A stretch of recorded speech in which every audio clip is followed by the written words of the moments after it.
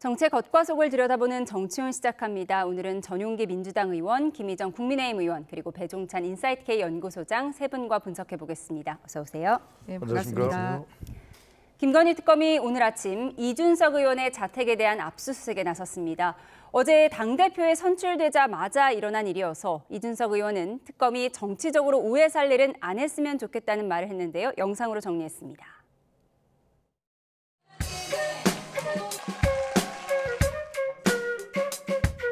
찬성 25,254표, 득표율 98.22%.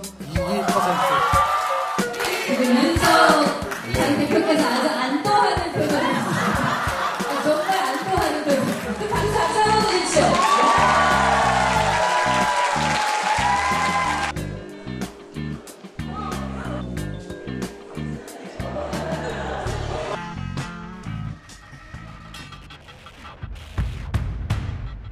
이 대표는 윤 전 대통령 부부가 정치부로 명태균 씨의 부탁을 받아 공천 개입을 한 것으로 의심되는 시기에 국민의힘 당대표였습니다.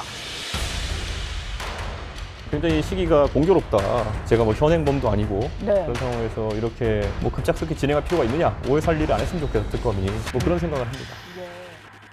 특검의 전방위적이고 무차별적인 압수수색이 도를 넘고 있습니다. 정당 대표가 전당대회에서 선출된 직후에 압수수색이 이루어진 점에 대해서 국민과 함께 분노하고 있습니다.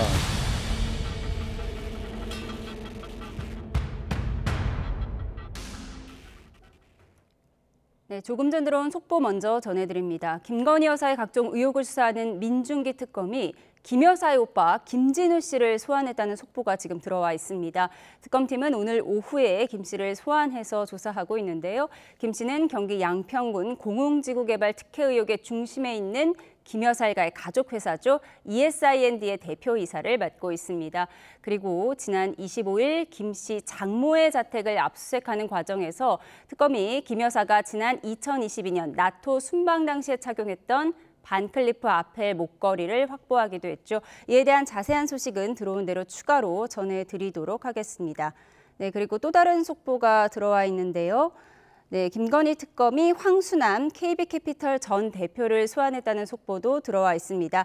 집사 게이트 의혹과 관련해서 황순남 KB캐피털 전 대표를 조사하고 있다는 내용 속보로 전해드렸고요. 이에 대한 자세한 소식도 들어오는 대로 추가로 전해드리겠습니다. 네, 앞서 이준석 대표의 의원실과 자택을 압수수색했다는 영상을 보고 오셨습니다. 네, 이준석 의원 어제 당대표로 새로 선출이 됐고 또 이재명 대통령의 화환까지 받고 이렇게 좋은 날이었는데 하필 오늘 압수수색한 것에 대해서 내가 현행범도 아닌데 이거 정치적 수사 아니냐 이렇게 반발하고 있어요. 기본적으로 검찰에 수사할 때만큼 더 강하게 수사해야 된다라고 하는 입장들이 국민의힘이나 개혁신당에서 나왔던 걸로 봤을 때 이것을 정치보복으로 이야기하기에는 부끄럽지 않은가 하는 궁금증이 있습니다.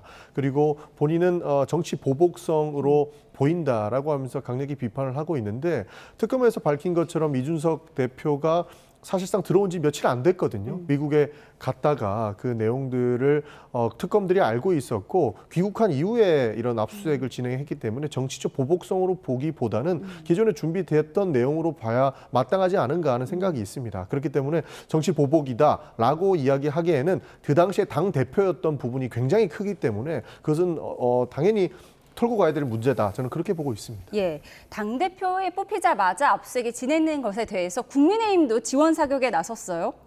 미운 살이 단단히 박힌 거죠. 그리고 사실 많은 국민들이 어느 정도 미운 살이 박혔다라는 거는 예상을 했습니다. 혹시 지난번 그 대통령 TV 토론회 때 보면 사실 여러 후보들 중에서 당시 이준석 후보가 지금 이재명 후보를 한간의 말로 탈탈 털었다라고 얘기를 하지 않습니까? 그러니까 이번에는 이재명 대통령이 이준석을 탈탈 터는 거 아니냐 이런 얘기들이 나오고 있거든요. 왜냐하면 아까 본인도 얘기했듯이 아주 긴급한 현행범 이런 사안이 아니란 말이에요. 그리고 두 번째는 그동안 검찰 조사에 성실하게 임하고 있는 걸로 알고 있습니다. 그런데 압수수색의 방식을 택한 거는 망신주기라는 거죠. 왜냐하면 당시에 지금 의원실을 사용하고 있는 국회의원이 아니었거든요.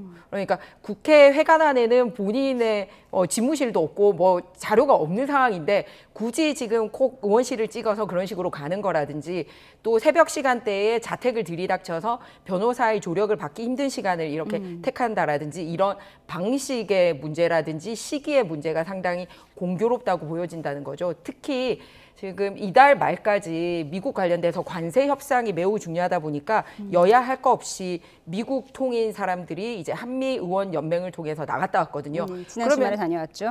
네, 맞습니다. 예. 그러면은 이제 갔다 온 거에 대해서 같이 얘기를 하자, 국회가 얘기를 하자고 김병기 원내대표가 오늘도 얘기를 했더라고요. 그러면 다녀온 이준석 대표는 키맨이 될 겁니다. 그래 놓고서는 겉으로는 우리가 관세 협상 얘기하자고 해놓고서 돌아와서 당대표 뽑혀서 첫 회의 앞두고 탁 데리고 가고 그래서 시기도 그렇고 방식도 그렇고 미운살이 단단히 박혔구나. 미운살이 단단히 박힌 것이다. 문제는 그러니까 특검의 이런 그 수사 속도를 민주당과 조율하는 것처럼 많은 분들께서 보고 계신 것 같은데 특검이 수사하는 건 민주당이 알 수가 없습니다. 그리고 뭐 정부에서 미운살이 박혔다라고도 볼 수 있겠지만 정부에서 특검의 수사 속도를 방향성을 제시한다거나 그럴 수도 없는 부분이에요. 그렇기 때문에 아무리 이준석이 밉다고 해서 정치 보복성으로 당대표가 되자마자 특검 수사를 이어간다라고 하는 것을 구태여 정부라든지 그다음에 민주당과 엮을 필요는 없다라고 보는 것이고요. 사실 자택에 대한 압수수색은 저는 일정 부분 이해가 되는 부분이 뭐냐면 과거에 이런 논란이 나왔을 때 이준석 대표 같은 경우는 늘 정면 돌파하는 방향을 썼습니다. 그리고 나는 털어도 나올 게 없다. 증거물들은 내가 다 가지고 있다라고 이야기를 했던 것을 기억을 하는데 그 증거물들을 확보하기 위한 활동으로 아무래도 압수수색을 하지 않았을까 싶거든요.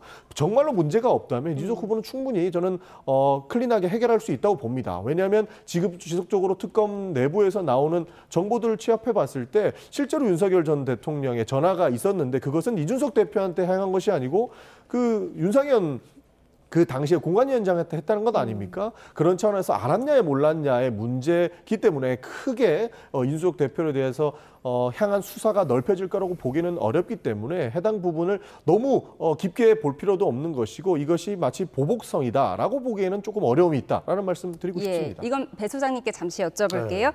이준석 개혁신당 대표가 당대표 되자마자 압수수색이 진행된 것과 관련해서 국민의힘에서 이건 특검이 정도를 넘은 것이다 이렇게 지원 사격에 나섰는데 천하람 개혁신당 의원은 오늘 오히려 국민의힘 신경 꺼라 이런 반응이거든요. 왜 이렇게 냉소적으로 나오죠? 그렇게 반응하는 이유는 천하람 의원이 반응하는 이유는 이제 국민의힘과 연계됐을 때의 부정적 반응이겠죠. 부정적 여론을 생각하는 의식하는 것이겠죠.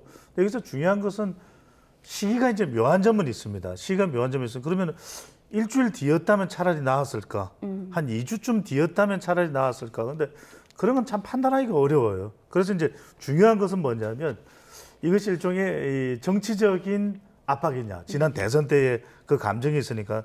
근데 그러기에는 진상이 구체적으로 해명 안 된 부분이 있어요. 바로 이 명태균 관련성이겠죠. 그러니까 이런 부분들을 명쾌하게 이제 해명을 해내야 되는 것이 이준석 대표의 과제가 된 겁니다. 그런 점에서는 완전히 정치적인 압박이다. 정치적인 탄압이라는 것만으로 방어하기는 좀 어려워졌어요. 그런 만큼 지금 이제 이준석 대표 앞에 놓여 있는 과제는 뭐냐면 여론도 그럴 겁니다. 명쾌하게 그러면 해명해라. 그런 게 늘 당당한 이준석의 모습이었지 않냐. 그런 점에서는 이걸 일종의 이 정치적 탄압으로 방어하기보다는 대응하기보다는 명쾌하게 구체적인 증거를 내밀면서 봐라. 이런 걸 보더라도 나는 아니지 않느냐. 만약에 아니라면 그게 좀 더 여론에 오히려 더 호응을 받을 수 있는 대응 방법이 되겠죠. 첨언 있으면 짧게 듣겠습니다. 그동안 역대 정부가 취임하자마자 이제 국회에서 같이 만드는 1호 법안들이 있습니다. 그러면 보통 보면 정부조직법을 통해서 정부 구성에 앞으로 어느 분야에 포커스를 두겠다라든가 아니면 경제 관련된 법안으로 했는데 이번은 뭡니까? 특검 3법이 이 정부 1호 법안 아닙니까? 그거 자체로 특검에 이 정부의 명운을 걸고 있다는 것을 사인을 이미 준 겁니다. 그리고 두 번째는 역대 우리가 뉴스 보면서 의원실이 소위 피의자가 되지 않은 상태에서 소위 압수수색이 됐던 사례 뉴스 본 적이 없습니다. 그런데 의원실 의장이 이런 식으로 그냥 의원들이 출근하지도 않은 상태에서 무한대로 그냥 의원실을 열어주고 있다는 거죠. 거기서도 잘못된 방식이라고 얘기를 하는 겁니다. 그러니까 수사에 협조하지 말라는 얘기가 아니라 충분히 충실하게 정해진 장소와 시간에 나가서 수사에 협조를 하고 있는데도 이런 식으로 압수수색하는 것 자체가 정치 보복으로 비춰질 여지가 상당히 있다. 예. 그러면 공천 관련된 내용으로 한다 그러면은 누가 봐도 우리 이재명 대통령이 전 당대표 시절에 본인 변호사 4명이나 그냥 공천 줘서 지금 국회의원 하고 있는데 그런 건 문제가 안 됩니까? 그러니까 서로 균형이 맞지 않다라는 말씀을 드리는 겁니다. 네, 의원실 압수수색에 대한 기준이 좀 더 높았으면 좋겠다고 말씀을 해주셨습니다. 그런가 하면 윤석열 전 대통령 부부의 나토 순방 당시 김건희 여사가 찾던 목걸이가 최근 김 여사 오빠 장모의 집에서 발견돼 논란입니다. 관련해서 오빠가 지금 소환 조사 받고 있다는 소식도 속보로 전해드렸는데요. 민주당에서는 김건희 여사의 짝퉁 인생을 상징적으로 표현한다는 이야기까지 나왔습니다. 김병기 원내대표의 목소리부터 들어보시죠. 희대의 국정농단 김건희를 즉각 구속하십시오. 꼬리에 꼬리를 문 불법 의혹 그리고 거짓말의 연속입니다. 고가의 명품 장신구를 처음엔 빌렸다고 하더니 이제는 모조품이라고 주장합니다. 고가의 명품 장신구들이 김건희의 친인척 집에서 무더기로 발견되었습니다. 김건희의 것이라면 이거는 명백한 증거인멸이자 은닉입니다. 네, 김 여사 측 진술의 신빙성에 의문이 제기된다는 비판인데요. 김 여사 측 관계자는 오빠 장모 집에서 목걸이가 발견된 이유에 대해 가족끼리 빌려서 착용할 수도 있는 거고 모조품, 즉 비싼 제품도 아니기 때문에 특별히 관리한 건 아니라고 설명했습니다. 네, 고가의 명품 장신구를 빌렸다고 하더니 이번엔 모조품이라고 주장한다. 오락가락 해명이 문제라는 건데 전용기 의원께서 당시 착용 당시부터 이 문제 지적하셨잖아요. 그렇습니다. 3년 전 국회 운영위원회 회의록에도 해당 내용들이 나와 있습니다. 그때 당시에 회의 이후에 2점은 빌린 것이고 1점은 소상공인에게 빌린 것이다라는 이야기를 했었고요. 그리고 추가적인 해명이 1점은 뭐 이미테이션이었다라고 이야기를 하고 있는데 지금 김건희 여사는 3점 다 이미테이션이었고 가족끼리 빌렸다라고 하는 당시에도 하나는 모조품이었다라는 해명이 나왔다는 해명이 거죠. 나왔습니다. 예. 국회 운영위원회 국정감사에서 해당 발언들이 나왔거든요. 그때 당시에도 이미테이션이라는 이야기는 있었는데 전후를 살펴봤을 때에도 누군가는 거짓말하고 있는 것은 명백하다고 저는 생각을 합니다. 그런 차원에서 아무래도 특검이 이렇게 친인척, 굉장히 먼 친척의 오빠의 장모집. 그렇죠. 오빠의 장모집이면 굉장히 먼 친척이고 어떻게 보면은 아주 가깝지도 않은 분의 그런 자택에서 발견했다는 것은 특검이 이미 많은 내용들을 확보하고 있고 의심을 하고 있다는 것이기 때문에 이 거짓말을 저는 해결하는 키는 이미 특검이 가지고 있다라고 보는 겁니다. 그런 차원에서 누가 어디까지 거짓말을 하고 있는지 국회 운영위원회에서의 문제는 위증의 문제는 없는지 다시 한번 살펴봐야 될 지점이다. 저는 그렇게 보고 있습니다. 예, 오빠 장모집에서 목걸이가 나온 것과 관련해서 지금 민주당에서는 명백한 증거인멸이다. 구속영장을 청구해야 된다. 이렇게 강하게 나오고 있어요. 지금은 빨리 진품 감정을 착수해서 이 진위 여부를 밝히는 게 여러 가지 논란의 소지를 없애는 첫 번째 길이라고 생각합니다. 예, 알겠습니다.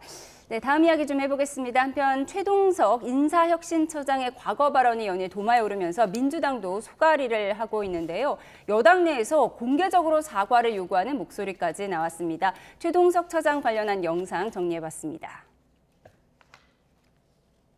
김혜경의 사과는 대한민국의 문명을 한 차원 높이는 역할을 해요. 엄청난 겁니다, 이거는. 예. 지금 요 김혜경의 사과도 공과 사를 명확하게 구분하는 경종을 울려주는 사과였다. 나는 그렇게 해석하고요.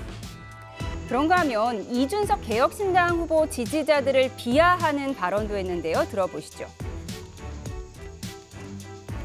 이준석 같은 아이가 말하는 걸 쭉 들어보면 아, 저놈이 완전히 자기 이속만을 챙기는 사람이라는 것을 이준석을 지지하는 그 2030이 있다면 이준석보다 훨씬 지적 수준이 떨어지는 애들만 네, 민주당 내에서도 우려하는 목소리가 커지는 가운데 원내대변인이 사과가 필요하다는 브리핑을 했습니다. 우선 들어보시죠.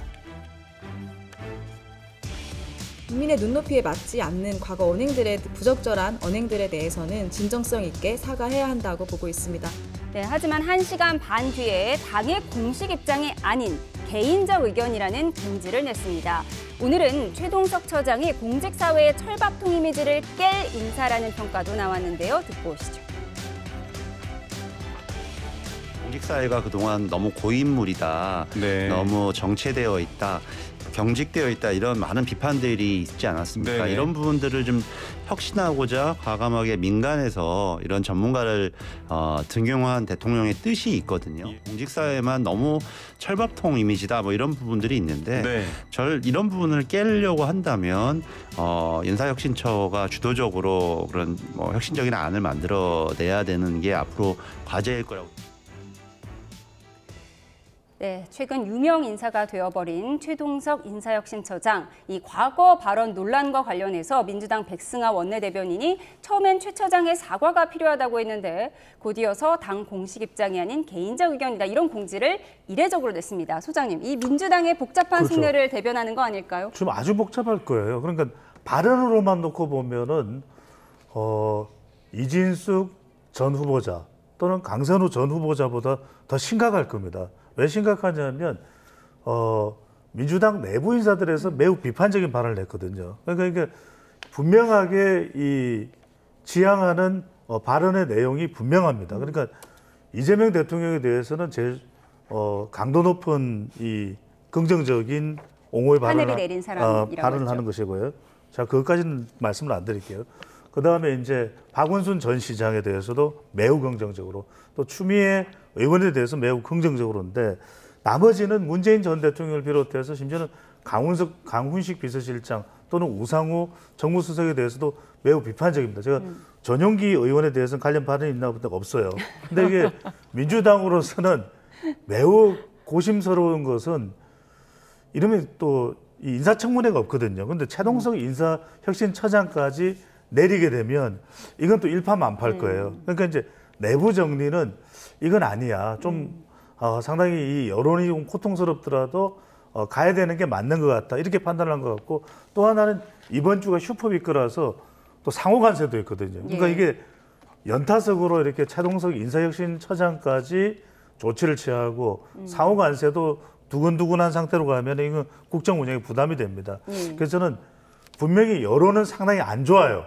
그런데 민주당의 내부 판단은 갈 수밖에 없다. 그리고 이런 발언 가지고 사람을 끊어내기가 쉽지 않은 것이 분명히 상당한 인사 이 업무의 경험이 있어요. 한국은행에서도 한 20년 정도 되고 상당히 오랜 경험. 근데 왜 이런 발언이 나온지는 저도 모르겠어요. 근데 이 발언만 놓고 보면 이진숙, 강선우 전 후보자보다 심각하다. 하지만 민주당은 끊어내기는 힘들 것으로 보입니다. 민주당이 끊어내기는 어려울 것이다. 그런데 국민의힘에서는 이런 얘기를 하더라고요. 성남 라인을 이선으로 물리라. 이건 어떤 얘기죠?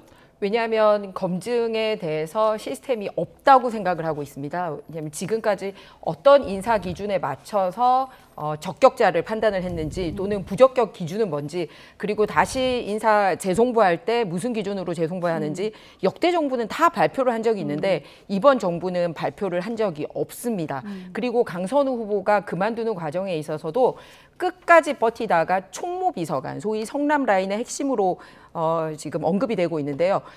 지금 여권에 훨씬 더 가까운 언론에서 그렇게 기사가 나오고 있는데, 김현지 총무비서관의 연락을 받고 장관 후보가 그만뒀다라는 얘기가 나오고 있습니다. 총무비서관은 대통령실 안에의 하급직 공무원들에 대한 인사나 총무를 담당하고 있는데, 장관 후보자에 대해서 그렇게 버티더니 그 전화 받고 그만두고, 그러기 때문에 인사 시스템이 없고 소위 성남 라인이 예스하면 가는 거고, 거기서 그만두는 그런 게 아니냐. 그러다 보니 이번에 인사혁신처장도 이런 기준 없음이 그대로 드러난 인사 아니냐라고 얘기가 나오고 있는 것입니다. 예, 국민의힘에서는 이제 김현재 총무비서관의 힘이 세다. 그래서 만사형통이 아니라 만사현통이다. 이런 말까지 나온다고 하는데, 어쨌든 대통령실에서는 부인하고 있어요. 그렇습니다. 대통령실에서 이미 연락한 바 없다라고 부인하는 성명까지 냈던 것으로 기억을 합니다. 그렇기 때문에 큰 문제는 없다고 말씀을 드리는 싶은 거고요. 최동석 인사처장 같은 경우에는 저에 대한 비판은 없다라고 말씀 주셨는데, 저는 기억하는 게 있습니다. 저한테 하신 비판도 있는데, 물론 저도 듣기는 거북한 이야기가 있었습니다. 기분은 당연히 안 좋죠. 그러나 이분이 듣기 싫은 말 했다고 해서 다 사과해야 된다고 하고, 그분이 업적을 만들어 놨던 것, 그리고 그분이 인사 원칙을 가지고 있는 것을 모두 간과하고 비판하고 사과하고 사퇴해라라고 말할 수는 없는 부분 아니겠습니까? 오히려 듣기 거북한 말을 하더라도 일 잘할 사람이라면 이재명 정부는 과감하게 기용하는 하는 그런 인사 원칙을 높이 평가해야 될 부분이라고 보는 것이고 이분에게 인사를 잘할 수 있게끔 응원하는 것이 오히려 저는 필요하다고 생각을 하는 겁니다. 그런 측면에서 이재명 정부의 인사 원칙이 불의와 타협하지 않는 부분들이 있고 여당을 향해서도 쓴소리할 수 있는 이런 사람이 필요하다라는 측면에서 저는 저희 당의 기류는 기본적으로 최동석 인사처장을 한번 믿어보자라고 하는 기류도 있다라는 말씀 드리겠습니다. 예, 거북한 말을 들었던 전용기 의원도 응원해보자 이렇게 말씀을 하셨습니다. 그러려면 최동석 인사처장을 유지를 하려면 최동석 인사처장의 그런 인사의 식견 때문에 그 사람을 써야 된다면 그분이 평가한 인사들로 대통령실을 채우면 안 되죠. 왜냐하면 지금 현재 그 평가를 정확하게 현재 대통령 비서실장 그리고 정무수석 그리고 또 그 법무부 장관, 행안부 장관에 대해서 핵심 인사에 대해서 인사혁신처장 되신 분이 최근에 얘기를 했단 말이에요. 그럼 둘은 같이 갈 수 없다는 얘기입니다. 뭐라고까지 얘기를 했냐면요. 비서실장에 대해서는 다시는 정치판에 얼씬도 못하게 해야 되는 비서실장을 임명을 하신 거고요.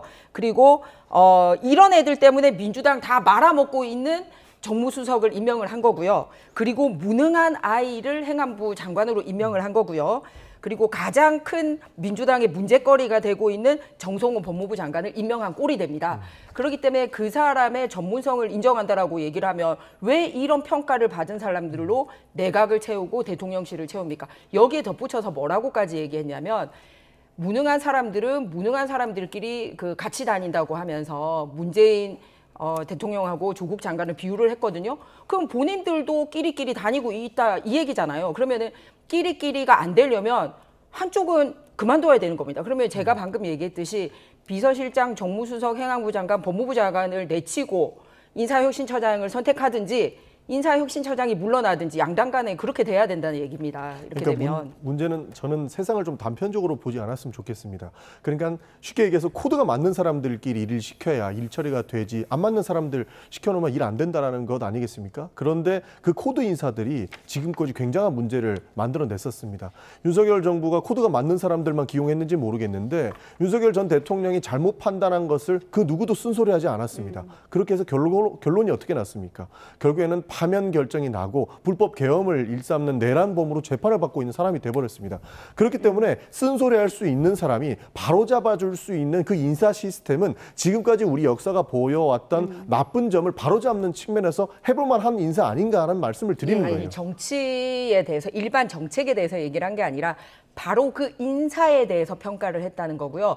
그리고 전문가가 아니라는 부분을 다시 한번 말씀드리고 싶은 거는 한참 강선우 후보에 대해서 인사 검증이 논란이 되고 있는데 인사혁신처장 자격으로 국회 출석을 했단 말이에요. 그러면 적어도 이렇게 같은 편에 대해서도 거침없는 말을 할 사람이면서 그날은 저 뉴스 본 적이 없어요.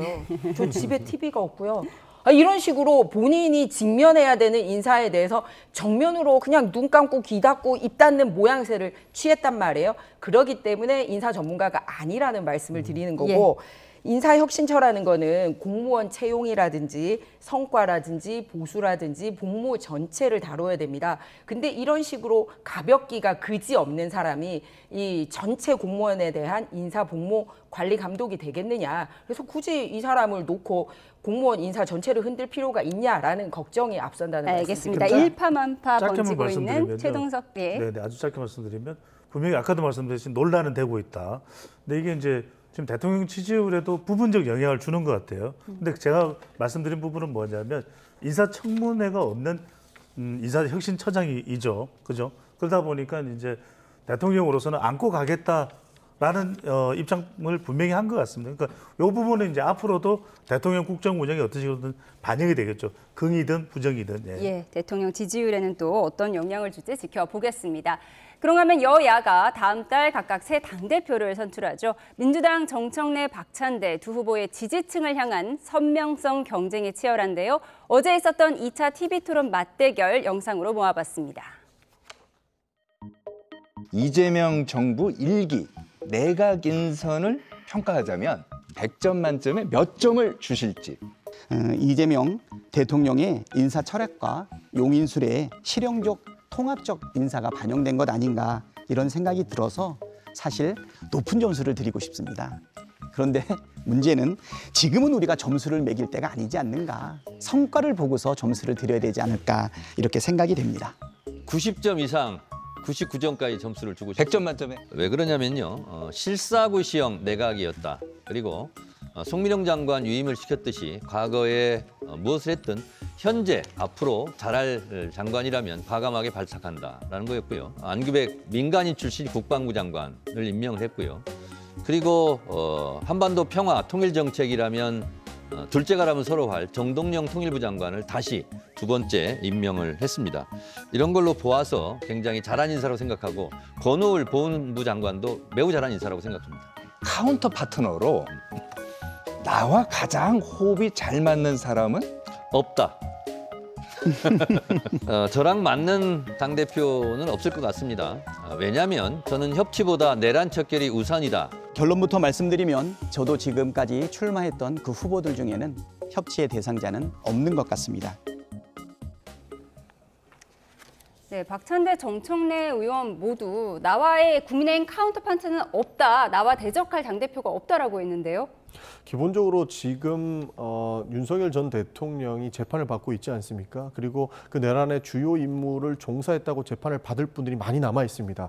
그 내용들을 정확하게 정리하고 가고 있지 못한 국민의힘이라고 보기 때문에 당연히 지금 출마한 후보들 중에는 맞는 사람이 없다라고 말씀할 수밖에 없는 것 같습니다. 그리고 추가적으로 한 말씀만 더 드리고 싶은 것이 결국에는 반윤석열 세력들이 다시 올라와야 되는데 그런 모습들이 전혀 보이고 있지 않거든요. 그런 차원에서 하신 말씀인 것 같다라는 평가를 하고 있습니다. 예, 결국 강선우 의원 사퇴를 둘러싼 두 후보의 선명성 경쟁이 더 치열했잖아요. 이 부분이 지지층도 갈라놓고 있다 이런 분석도 나오는데요. 그러니까 지금은 국민 전체를 안고 가는 여당의 지도부로서의 모습을 비치는 데는 상당히 한계를 드러내고 있지 않나라고 생각합니다. 기왕에 이제 정권은 잡았기 때문에 포용하고 협치하고 특히 국회에서 너무 이제 정쟁으로 흐른 국회를 보여줬는데 그러면 민주당이 집권을 했으면 정쟁이 아니라 민생으로 가는 국회가 되기 위해서는 지난번에 저희가 왜 상법 이렇게 협력하고 했듯이 그런 부분에 대한 자기 비전이나 이런 걸 내세워야 되거든요. 그런데 상대는 누구도 인정하기 싫어. 그러니까 지금 바로 내가 표를 선명한 걸 통해서 어떻게 얻겠느냐라고 하고 있거든요. 근데 이게 비단 국민의힘, 즉 야당을 향해서만 이루어지는 게 아니고요. 특별재판부를 만들겠다라고 또 둘이 얘기를 하고 있습니다. 왜냐하면 어떤 법원에 가느냐에 따라서 소위 구속영장이나 체포영장이 받아들여지기도 하고 기각되기도 하니까 특별검사에 이어서 재판부를 아예 특별재판부로 만들겠다고 지금 헌법 정신에 완전히 어긋나는 그런 얘기까지 하고 있거든요. 그래서 완전히 독재 본색으로 가고 있기 때문에 국민들의 우려의 목소리가 더 커질 거라고 생각합니다. 예, 민주당 전당대회 가볍게 살펴봤고요. 국민의힘도 전당대회를 앞두고 있죠. 당대표 선거에 출마한 장동혁 의원이 이번 주 한 보수 유튜브 채널에 출연할 것으로 보이는데 마침 전한길 씨가 진행자로 포함돼 있어서 또 한 번 논란이 되고 있습니다. 장동혁 의원의 목소리부터 듣고 오시죠. 전한길 씨가 하는 유튜브에 출연하기로 하셨죠? 네네. 네 명이 같이 하는 거고요. 네 명이 뭐 당대표 후보를 불러서 뭐 검증을 하겠다는 차원이니까 제가 뭐 굳이 그것을 뭐 거절할 이유는 없을 것 같습니다. 그 전한길 씨가 근데 강성 발언으로 서울시당 윤리 회부돼 있기 때문에 적절치 않다 이런 비판도 있는데 그런 비판. 우리는 계속 싸우면서 올 때 민주당은 강성 지지층인 개딸이 지금까지 끌고 왔고 대선에서 결국 승리했습니다. 정면으로 돌파해서 싸우고 그분들이 말씀하시는 것 중에 이 부분은 당의 입장과는 다르고 우리 당은 그 부분과는 다르다.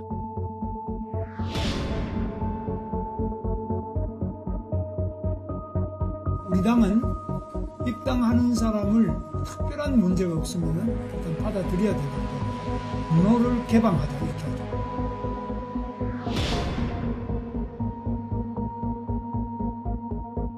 마음이 정말 찹찹하고 무겁습니다. 파면당한 윤석열 전 대통령을 옹호하거나 그런 세력들이 당을 장악하게 된다면 우리 당의 미래는 저는 없다. 그리고 우리 당은 거대 강성 여당 여건에 의해서 저는 해산 작업에 들어갈 확률이 대단히 높다. 네, 장동혁 의원이 사흘 뒤에 전한길 씨가 진행하는 유튜브 방송에 출연할 예정이라고 하고 김문수 전 장관 측도 출연 검토에 나섰다고 합니다. 소장님께 여쭤볼게요. 소위 찬탄파, 또 개혁파라고 하는 한동훈 전 대표나 조경태 의원 등은 전한길 씨 출당시켜야 한다 이런 입장인데 지금 또 이 전당대회가 전한길 블랙홀로 빠져들고 있는 느낌이거든요. 그렇죠. 제가 계속 말씀드립니다만 국민의힘은 지금 전환기가 돼야 되는데 전환길이 되고 있죠. 이런 상황에서 참 고민이 커질 수밖에 없습니다. 왜냐하면 협착이냐 밀착이냐. 그러니까 지금 장동혁 의원의 경우에는 전환길 인기와 더불어서 당대표를 도전하는 것이거든요. 예. 그러니까 유튜브까지 출연하면 이른바 협착이 되는 거죠. 말 그대로 윤 어게인을 절정 수준으로 이제 끌어올릴 수 있다 이렇게 판단할 수 있는 것이고 김문수 전 대선 후보는 좀 다른 것 같아요. 윤 어게인이지만 이건 밀착 정도지 협착까지는 안 된다. 협착이면 너무 위험해질 수 있으니까. 그런데 그 부분에 대해서는 지금 당 내에서의 반응은 달라질 수밖에 없는 것이거든요. 말 그대로 탄핵 찬성이냐 탄핵 반대냐도 나누는데 탄핵 반대 내에서도 김문수 또 장동혁 플러스 전한길 그룹이 나눠져 있기 때문에 이걸 어떻게 해볼 도리가 없어요.